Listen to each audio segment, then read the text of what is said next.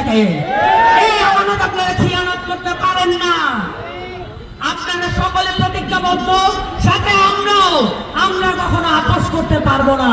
যে অঞ্চলে রানী ভবানীর মতো চরিত্র আছে সেখানে নারীরা কখনো পিছিয়ে থাকতে পারে না।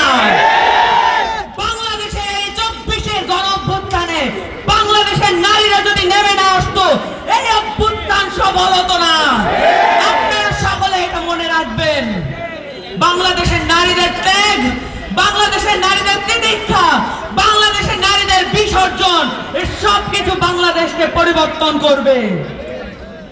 সুপ্রিয় নাটোরবাসী, সামনের দিনে যারা আপনাদের সামনে এসে দাঁড়িয়েছেন, যেহেতু আপনারা সংগ্রামীদের মাটি, যেহেতু এই মাটি শহীদদের মাটি, আপনাদের জানা থাকা দরকার কারা আপনাদের সামনে এসে আপনাদেরকে আহ্বান করছেন।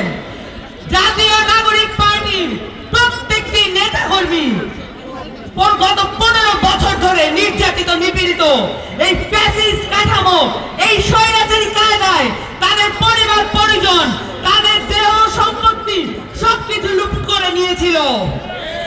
আমরা কখনোই মাঠ ছেড়ে চলে যাই নাই। আমরা কখনো আওয়ামী লীগ, ছাত্রলীগের সাথে কখনো আপোষ করি নাই। আপনারা মনে রাখবেন, আপনাদের সামনে যারা আছে প্রত্যেকে ত্যাগী নেতা, সংগ্রামী নেতা, এবং আপনাদের সামনে যারা সাহস নিয়ে দাঁড়িয়ে আছেন আগ্রাসন বিরোধী নেতা, এবং তারা ফ্যাসিস্ট স্বৈরাচার বিরোধী নেতা। যুক্তরাষ্ট্রের 1 নম্বর জিম চেইন গোল্ড জিম এখন আবারও বাংলাদেশে। বসুন্ধরা আবাসিক এলাকা ও বসুন্ধরা সিটি শপিং মলে এই শহীদের পরিবারে আমানত রেখেছে এই দেশটাকে। এই আমানত আপনারা খিয়ানত করতে পারেন না। আপনারা সকলে প্রতিজ্ঞাবদ্ধ, সাথে আমরা কখনো আপোষ করতে পারবো না।